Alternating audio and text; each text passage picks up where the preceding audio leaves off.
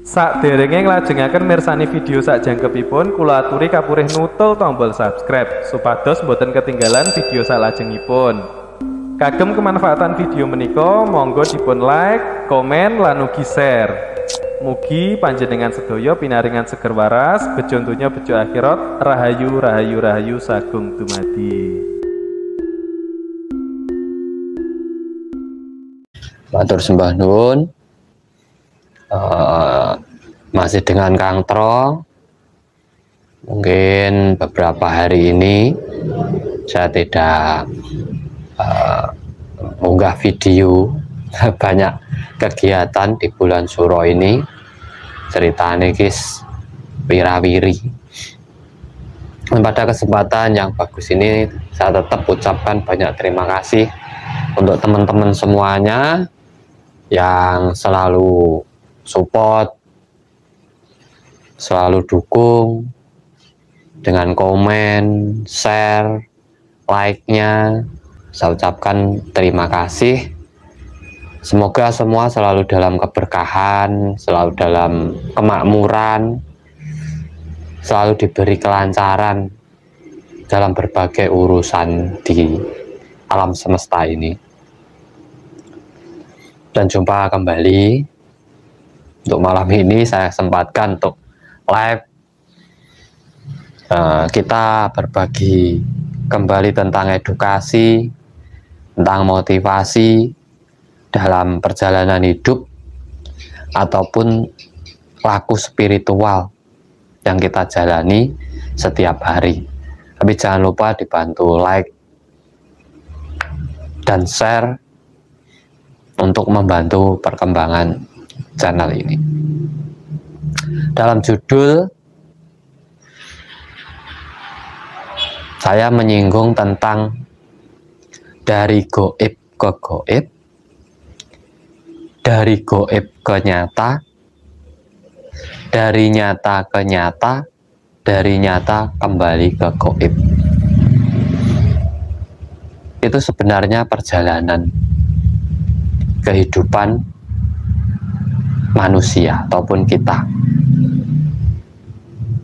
dari dimana sebelum kita ada menjadi tidak ada, yang awalnya juga tidak ada. Kita ini awalnya juga tidak ada. Nah, semoga saja ini nanti pembelajaran ini bisa menambah kesadaran diri kita tentang hidup kita, sehingga kita bisa membina kerukunan, keselarasan, saling menghargai, saling menghormati antara satu dengan yang lainnya tanpa perbedaan. Dan matur suwun buat semua yang sudah hadir. Salam rahayu, salam kenal dari Kang Tro. Terima kasih banyak. Dibantu juga like-nya dan share ke teman-teman agar kita bisa belajar bareng. Ilmu sangkan paran dumadi ini sebenarnya sangat penting untuk membangun kesadaran diri dalam diri kita. Karena di saat orang mengetahui asal muasalnya, maka orang ini juga akan tahu kembalinya kemana.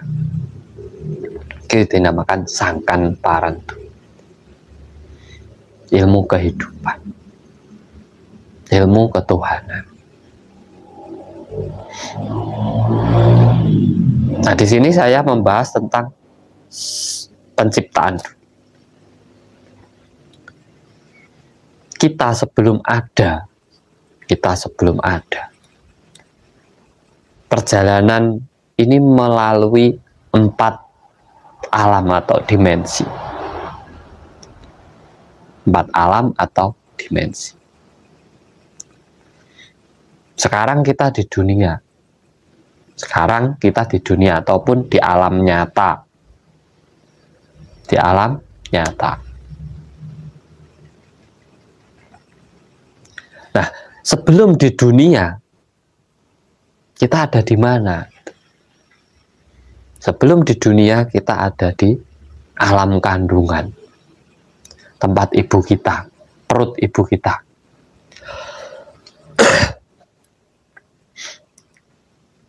Di perut ibu kita. Nah, di dalam kandungan ini kita juga proses di situ.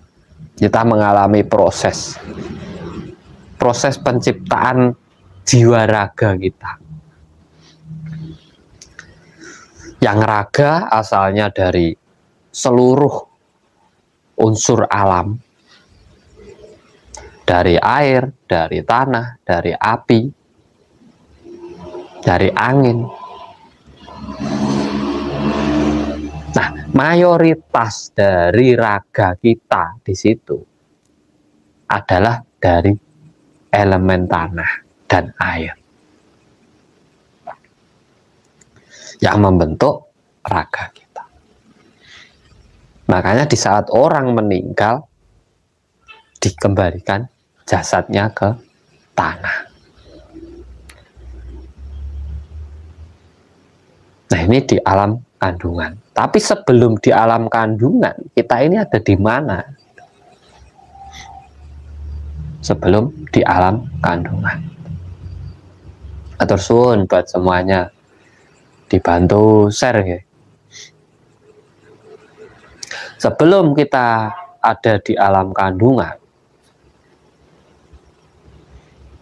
kita ada di alam rasa, rasa.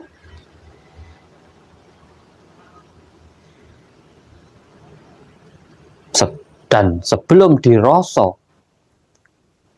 kita berada di alam kelanggengan atau dinamakan angen-angen.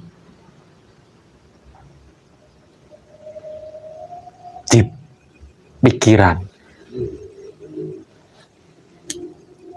Nah, ini kita jelaskan. Sebelum kita sebagai orang tua,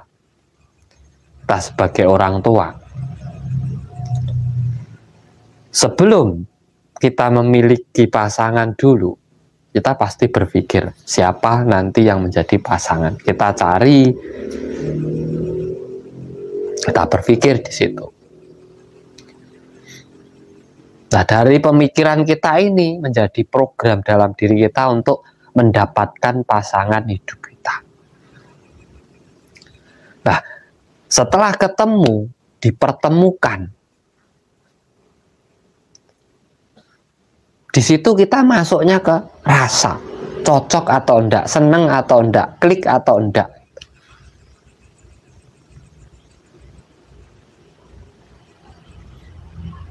Nah, setelah klik ini baru melakukan pernikahan.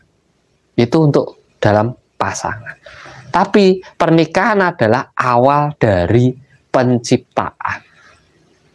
Jadi manusia itu bisa mencipta, cipto. Di saat rasa dan pikiran sudah klik.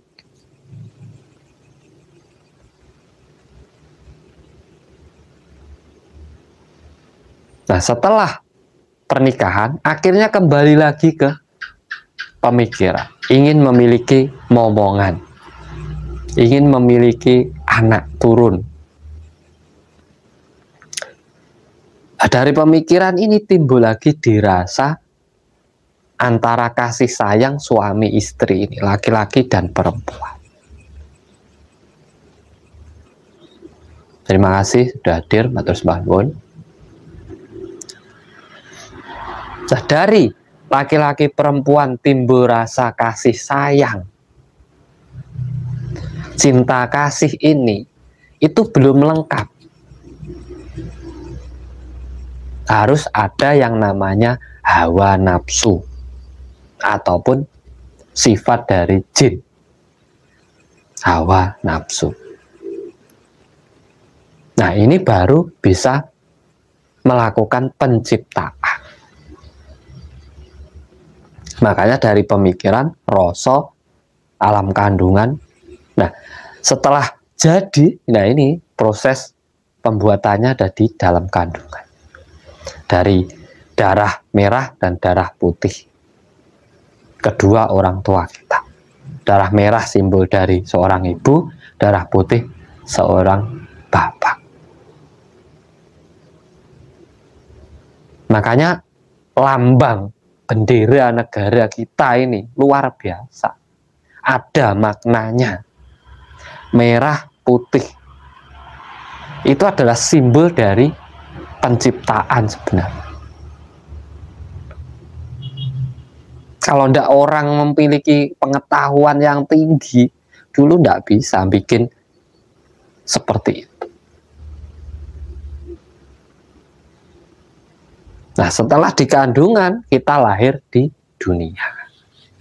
Pasti memiliki tujuan, dikehendaki oleh yang kuasa atas diri panjenengan.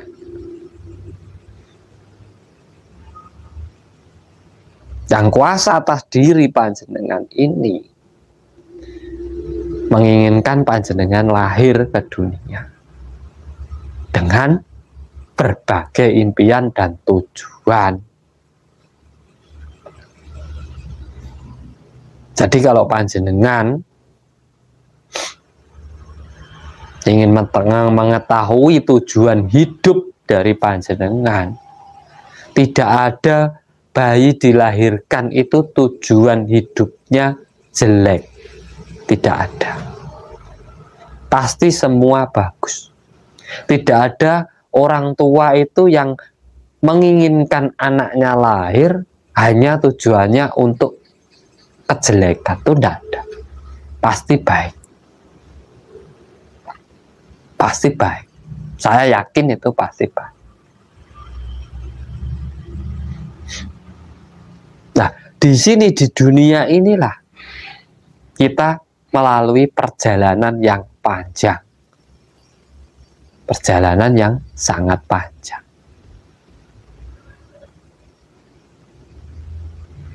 Untuk apa? Agar kita bisa kembali ke asal kita tadi.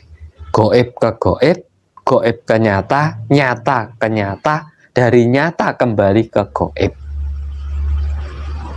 Nah, dari nyata bisa kembali ke goib ini lagi, sehingga nanti bisa terlahir kembali ini. Ini juga melalui proses.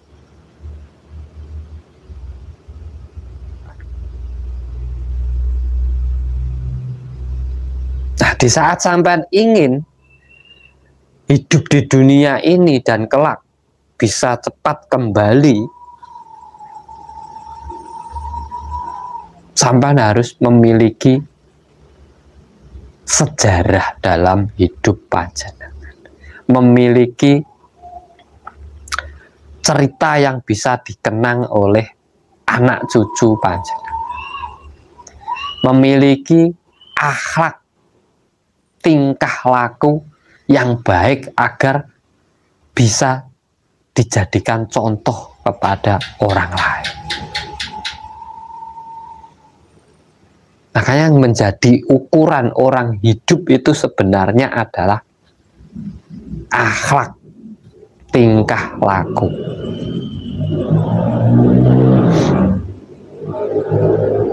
Itu menjadi satu kunci dalam perjalanan hidup. Agama itu tidak menjamin, harta tidak menjamin, kepandaian tidak menjamin, selama kita tidak memiliki akhlak yang baik, toto kromo anggaku. Itu sebenarnya ajaran leluhur kita terdahulu. Ajaran budi, budi pekerti, tata krama. Itu yang menjadi ukuran orang hidup. Dilihat dari kelakuannya. Nah, dari kelakuan itu kita bisa membuat sejarah dari perjalanan hidup kita. Makanya dinamakan solah polah. tingkah laku kita itu bagaimana, itu yang menjadi ukuran hidup kita masing-masing. Kalau hidup ini pilihan, sampean mau jadi orang baik ya monggo, menjadi pelengkapnya ya monggo, karena ada baik ada yang tidak baik. Tetapi dua-duanya ini sebenarnya sudah ada dalam diri kita masing-masing. Tidak ada orang itu baik, itu tidak ada. Pasti ada sisi yang tidak baiknya. Makanya sebaik-baik orang pasti ada kesalahannya. Sejelek-jeleknya orang juga ada kebaikannya.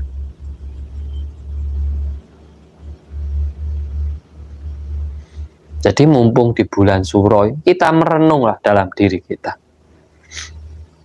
Gak usah kita menganggap orang lain jelek, buruk. Sama sebenarnya. Terkadang yang baik itu tidak menyadari kesalahannya sendiri. Dan yang salah inginnya berusaha menjadi baik sebenarnya. Sama ini. Tidak perlu disalahkan.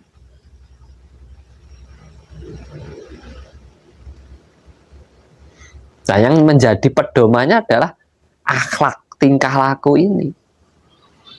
Tingkah laku ini kesadaran diri akan penerapan perjalanan hidupnya ini sangat penting dalam hidup.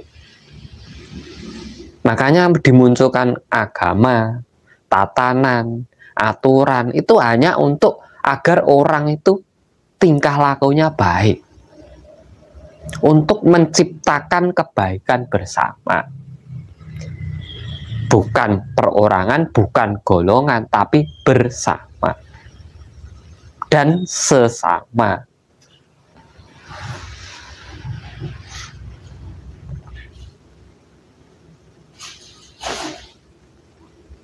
Saya yakin kalau orang hidup itu semua pasti sudah memiliki keyakinan, pasti.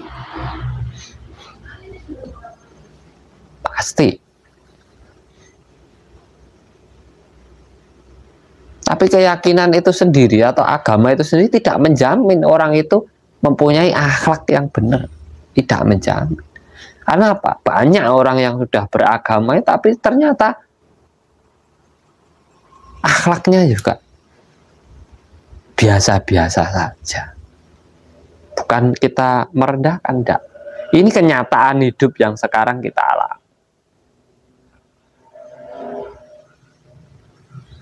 Banyak generasi kita ini yang kita ajarkan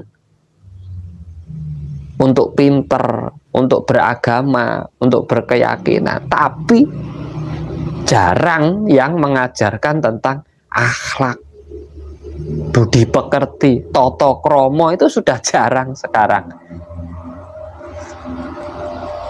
Makanya kalau zaman sekarang ada anak berani sama orang tua, wes, karena tidak diajarkan, bukan salah anaknya, karena dia anak itu tidak diajari oleh orang tua.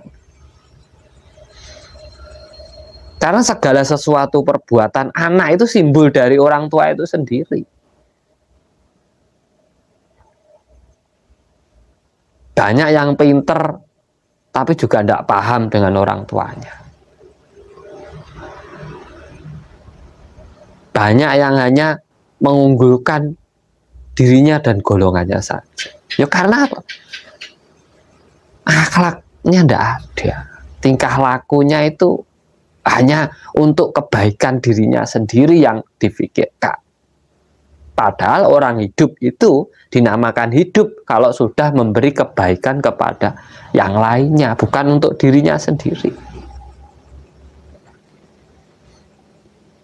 Diri sendiri ke orang lain. Harus balance, harus seimbang. Nah, perjalanan spiritual itu adalah itu, di mana kita bisa menyeimbangkan antara ke diri kita dan ke orang lain, antara ke dalam dan keluar. Jadi spiritual itu jasmani rohani, luar dalam. Harus seimbang,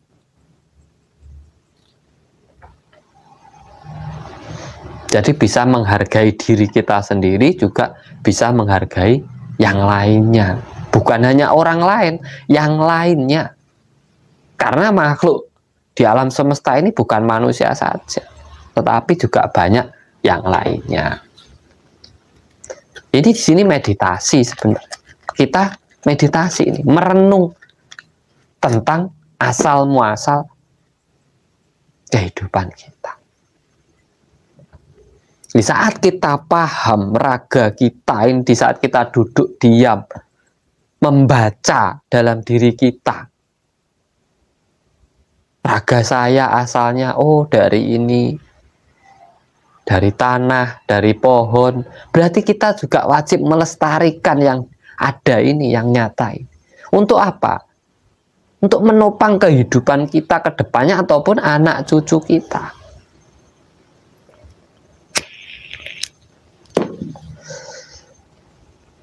Kita kembali lagi, oh ternyata dalam diri saya ini ada sifat hewan. Karena itu kita dikasih kuku-kuku ini, kita dikasih taring ini, karena kita juga memiliki sifat hewan. Jadi kita juga harus melestarikan hewan-hewan yang ada di luar sana. Untuk apa ya? Bisa untuk menghidupi kita gitu.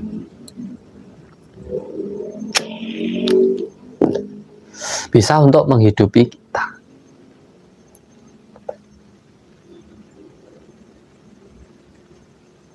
Jadi manusia itu jangkep, tetapi belum sempurna di saat belum bisa menyadari apa yang ada dalam dirinya sendiri. Karena kesempurnaan itu di saat kita bisa bersinergi dengan yang lainnya, itu baru sempurna. Tetapi kalau kita hanya mencari kebaikan dalam diri kita sendiri, itu belum sempurna. Itu namanya ego. Kalau orang bilang egois, sombong kita. Hidup itu kita sombong kalau hanya mementingkan kepentingan diri kita sendiri.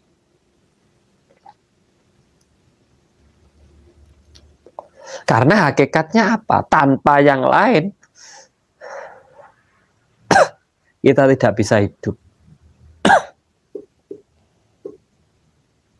Tanpa yang lain itu kita tidak bisa hidup. Kita butuh tumbuhan, kita butuh hewan, kita butuh tanah, kita butuh angin, kita butuh cahaya, kita butuh manusia yang lainnya. Kita butuh. Jadi kalau hanya merasa saya paling baik, saya paling bagus, sampai itu secara tidak langsung diri kita ini sebenarnya menyombongkan diri.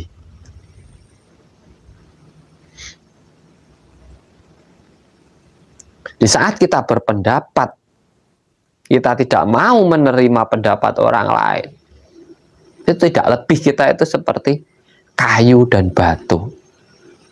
Hanya di situ saja. Keras.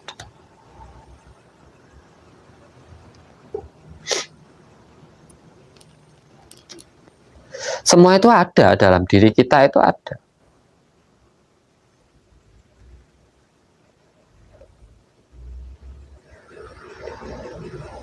Ada, lengkap dalam diri kita. Walaupun jarang kita sadari. Jarang kita sadari.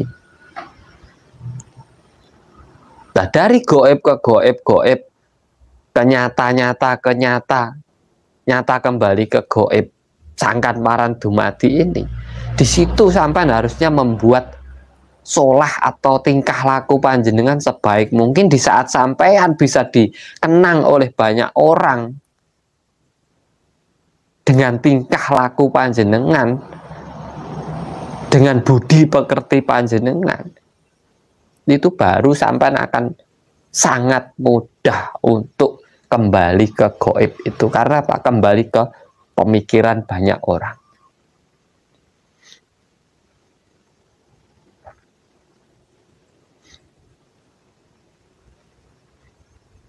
Jadi dari ini kita juga bisa mengetahui Apa yang akan menjadi kendali dalam hidup panjenengan? Pikiran atau rasa? Kedua-duanya penting, tetapi harus bersinergi. Harus bersinergi. Terlalu banyak berpikir, kita juga kurang merasakan kenikmatan dalam hidup.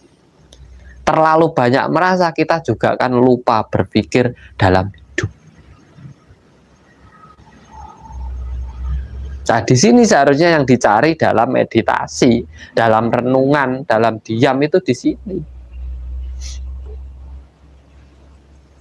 Bukan sibuk mencari kebaikan diri sendiri.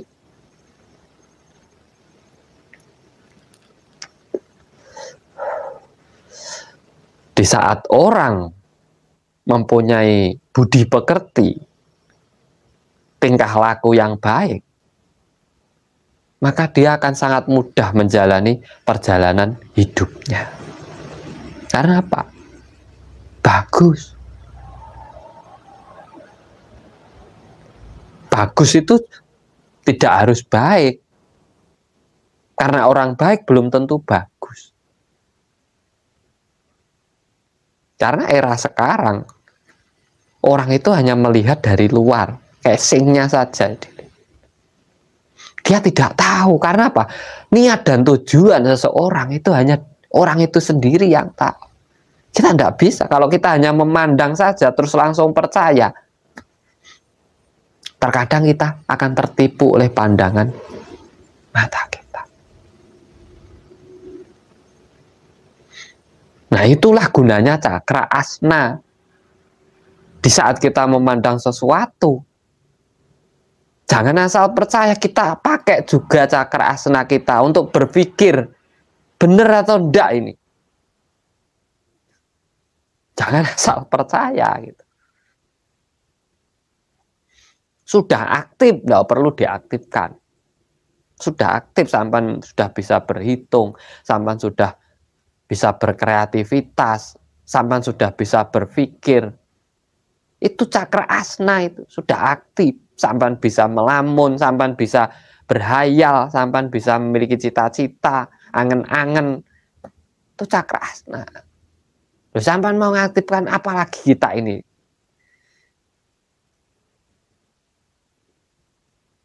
Makanya kalau ada pembelajaran mengaktifkan cakra, dipikir dulu. Jangan asal punya uang langsung mahar saja. Dipikir dulu. Loh, bisakah cakra itu diaktifkan oleh orang lain? Tidak bisa. Yang bisa mengaktifkan cakra itu diri kita sendiri. Dan sebenarnya sudah aktif semua, kurang disadari. Percaya silahkan, tidak percaya tidak apa-apa. Tapi saya kasih contoh, cakra dasar menjadi pondasi dasar itu adalah keyakinan. Sampai semua saya yakin sudah punya keyakinan, kepercayaan diri. Makanya orang yang tidak pede menghadapi orang lain, terus gampang minder, itu cakra dasarnya kurang stabil.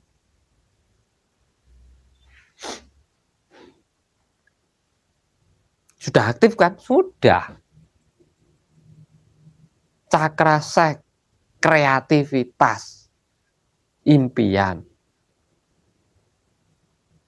Semua orang punya. Sudah hidup. Nyatanya orang itu ya pengen ini, pengen ini, pengen. Udah.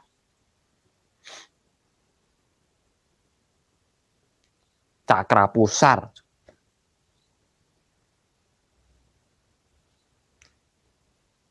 Ini soal apa itu? Cita-cita, keinginan untuk hidup, keinginan untuk makan, keinginan untuk minum, itu ada di situ.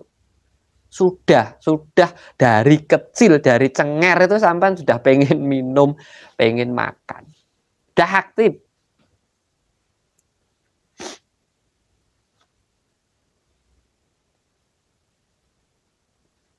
cakra jantung di dada, sampean sudah punya rasa kasih sayang, rasa iri, rasa dengki, rasa marah, rasa apa, ada di situ.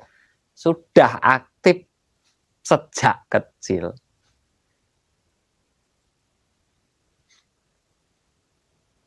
Cakra tenggorokan dan cakra seks itu sama, hampir sama untuk kreativitas.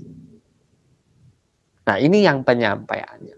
Juga sudah aktif, sampai sudah bisa ngomong dengan orang lain. Sampai sudah bisa membuat sesuatu dalam hidup panjenengan. Sudah aktif.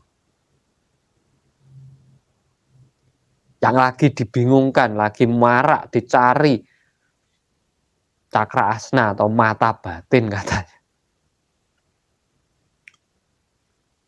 Ini adalah pusat dari kelima cakra di bawah. Sumbernya dari cakra asna ataupun pikiran. Sampai ya sudah bisa berpikir toh dari dulu. Kalau tidak berpikir sampai tidak hidup sampai sekarang. Kok mau bingung dibuka apa lagi? Karena iming-iming sampai pengen melihat goib itu paling.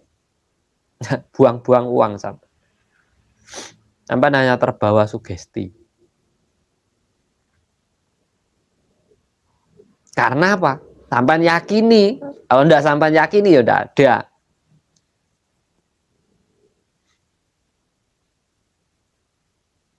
Nah, di saat kemampuan berpikir, kreativitas, rasa, cita-cita, terus memiliki keyakinan yang tinggi, ini bisa bersinergi, ya. Akhirnya membuka cakra mahkota itu kemakmuran hidup sesuai dengan tujuan hidupnya. Nah, ini semua orang itu punya tujuan hidup, pengen makmur, pengen punya ini, pengen ini, sebenarnya sudah ada.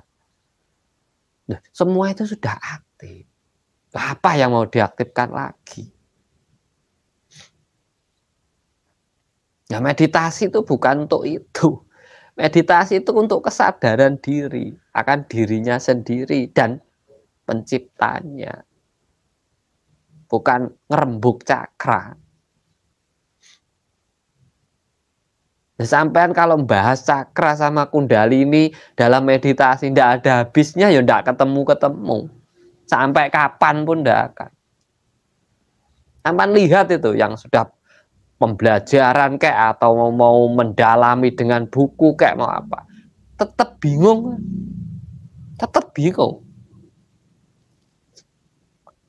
Karena tidak sesuai dengan tujuan sebenarnya dalam meditasi. Hanya terbawa sugesti. Nanti kalau cakramu terbuka seperti ini, nanti kalau ini seperti ini. Lucu jadinya, sampai tidak akan mendapatkan manfaat dari meditasi sampai sendiri. Yang ada hanya kebingungan. Kok rasanya tubuhku gini, kok perutku gini, kok ada energi ini. Ribet sampai.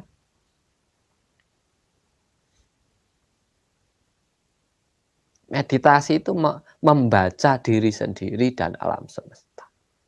Diam, tenang, membaca. Apa yang sampai baca, apa yang kita baca, diri kita dan di sekitar kita. Itu meditasi baru.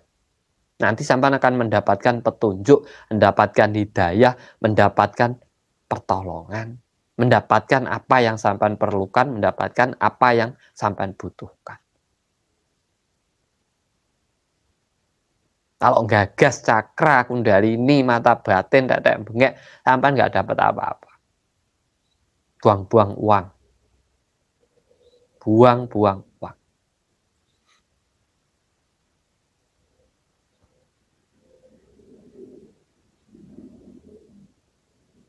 Hanya memanfaatkan orang lain untuk kemakmuran dirinya sendiri.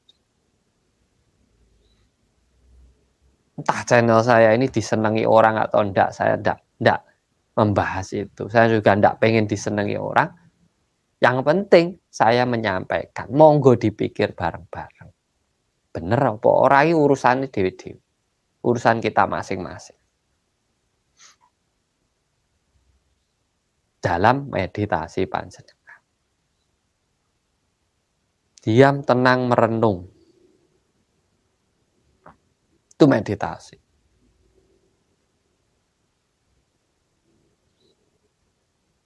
Kebanyakan diam, tenang, melamun, berhalusinasi, masuk alam bawah sadar, pengen seperti ini, pengen seperti ini, pengen seperti ini.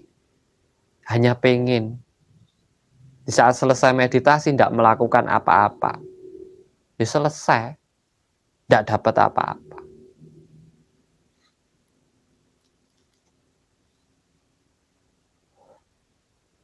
Itu yang harus dipahami.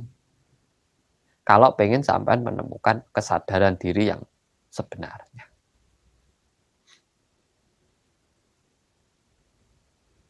Karena apa? Puncak dari meditasi itu adalah kesadaran diri.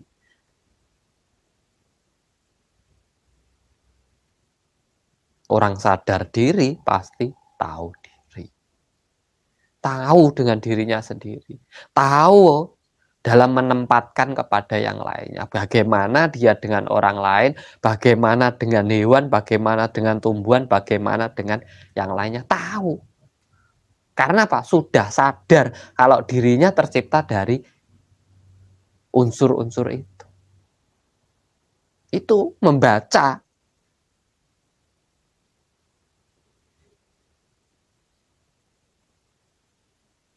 Orang tidak punya uang, tidak punya rezeki.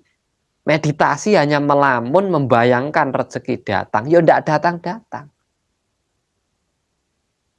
Nggak ada rezeki itu, hanya dilamunkan terus datang. Dihayalkan terus datang. Program otak katanya. Percuma sampai program otak, tapi tidak tahu cara mewujudkan program panjenengan. Di saat kita mengharapkan rezeki datang kepada kita, di situ dalam meditasi kita juga mencari bagaimana agar rezeki itu bisa datang sendiri kepada saya. Itu baru cakranya aktif. Cakranya benar-benar mendukung. Bukan hanya melamun.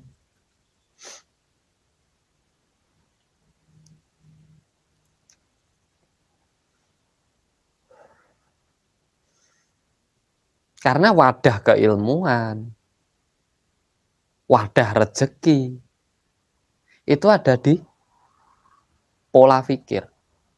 Ada di leher ke atas.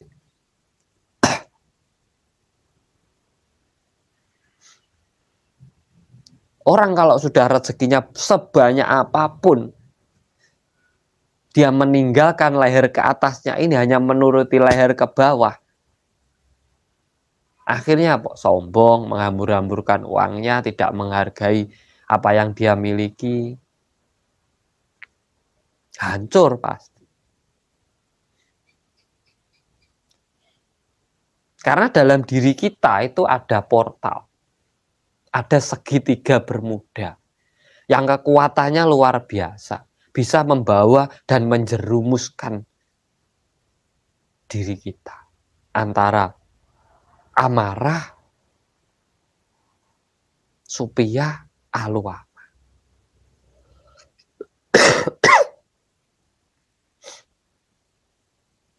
Antara rasa iri, dengki, sesuatu yang inginnya berlebih-lebihan, rasa ingin keturutan dalam hidupnya. Nah ini kalau hanya mengikuti ini, hancur. Tapi di saat orang menggunakan mata batinnya atau cakra asnanya di dalam menjalankan kehidupan, selamat pasti, makmur pasti. Saya yakin makmur pasti. Di saat orang bilang batin itu ada di sini, tetapi mata batinnya itu ada di kening, ada di otak, itu sampai harusnya menyadari diri. Loh, kalau batin di sini, kenapa matanya di sini? Berarti yang menghandle ini adalah pikiran kita sendiri. Jadi dalam meditasi di saat Kang pikiran saya kemana-mana, itu bukan pikiran sampean, itu sampean ke bawah ini loh. Rasa-rasa alwamah, supiyah, mutmainah ini menguasai diri panjenengan. Akhirnya sampean pengen ke sana, pengen sana, menuruti ini, mengalahkan pemikiran sampean sendiri.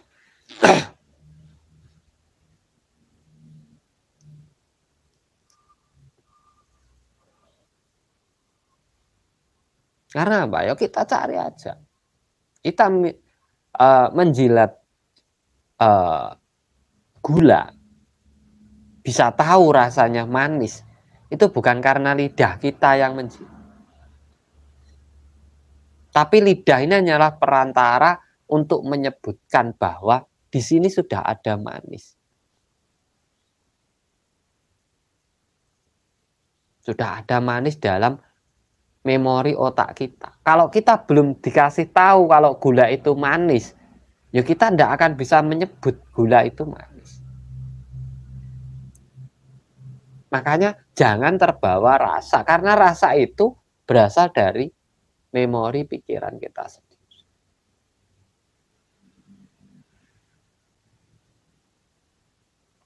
Berasal dari memori pikiran kita sendiri. Nah, sangkan paran dumadi ini dari pemikiran masuk ke rasa, dari rasa masuk ke alam kandungan, dari alam kandungan kita lahir ke dunia, dari dunia kita bisa kembali ke pemikiran banyak orang. Ini yang menentukan adalah tingkah laku kita.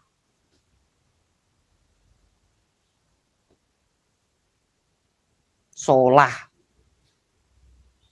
tata krama, budi pekerti, ini yang menentukan di situ.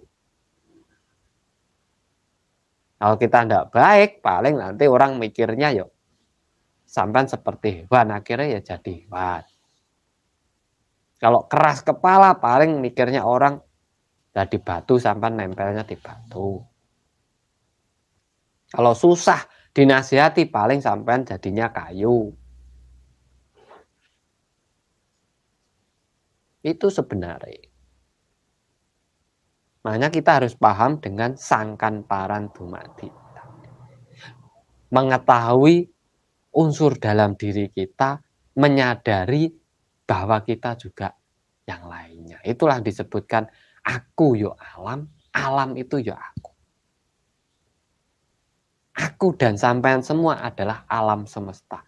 Alam semesta adalah kita.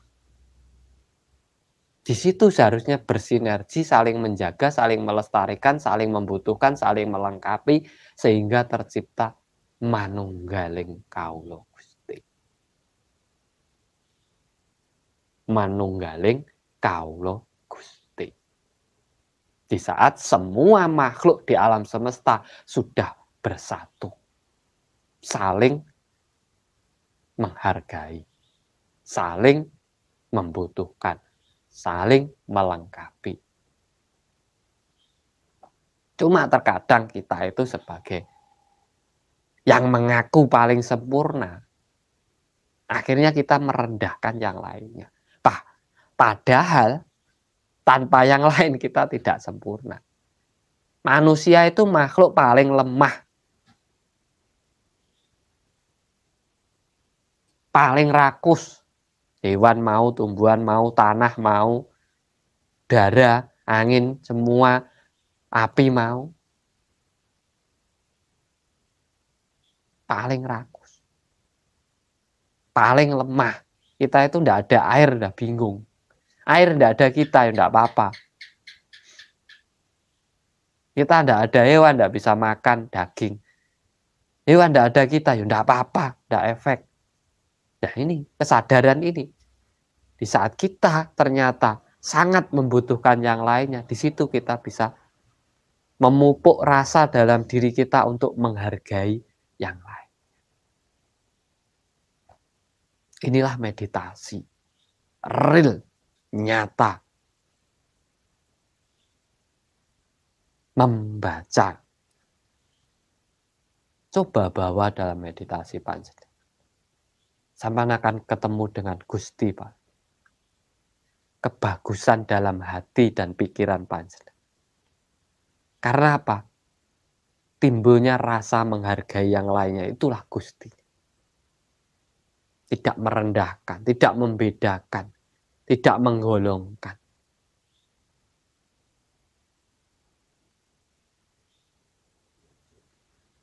Disitulah tercipta Gusti, bagus sing ati, bagus sing lati.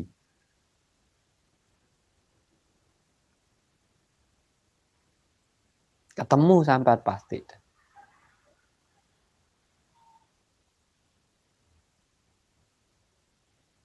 Jadi buat teman-teman semua, ini hanyalah sebuah renungan. Sebuah renungan di mana kita bisa merenung kembali. Kita bisa berpikir kembali. Kembali ke kesadaran diri kita. Bangga menjadi diri kita sendiri. Tapi jangan lupa kita membutuhkan yang lainnya. Karena sangkan paran dumadi itu sebenarnya dari mana saja jadi. Lah sampan itu dari mana saja. Dari tanah ada, dari hewan ada, dari tumbuhan ada, dari angin ada, dari air ada, dari api ada. Jadi panjenengan ini. Jadi diri kita ini. Itu namanya sangkan paran dumadi. Belajar menghargai kehidupan. Mempelajari ilmu ketuhanan. Di saat kita menguasai ilmu ketuhanan, kehidupan kita itu tidak akan was-was, tidak akan khawatir. Sebenarnya di situ. Nah, ini semoga bermanfaat buat panjenengan semuanya. Mari kita saling menjaga kerukunan satu dengan yang lainnya. Mari kita saling asah asih asuh, bertata krama yang baik, bertingkah laku yang baik dengan satu yang lainnya. Tidak usah saling menyalahkan, tidak usah saling menjatuhkan dengan satu yang lainnya. Kita itu semua sama, makhluk ciptaan Tuhan, sama. Sesama manusia juga sama, sebangsa, bangsa manusia. Harus saling memanusiakan manusia yang lain. Di sini kunci pokok dari meditasi panjenengan. Hasil adalah kesadaran akan diri kita sendiri dan yang lainnya. Dari saya semoga bermanfaat. Ada kurang lebihnya saya mohon maaf yang sebesar-besarnya. Kalau ada kata-kata saya yang kurang berkenan atau menyinggung perasaan jenengan, saya juga mohon maaf yang sebesar-besarnya. Salam cerdas, salam rahayu, rahayu, rahayu sagung dumadi.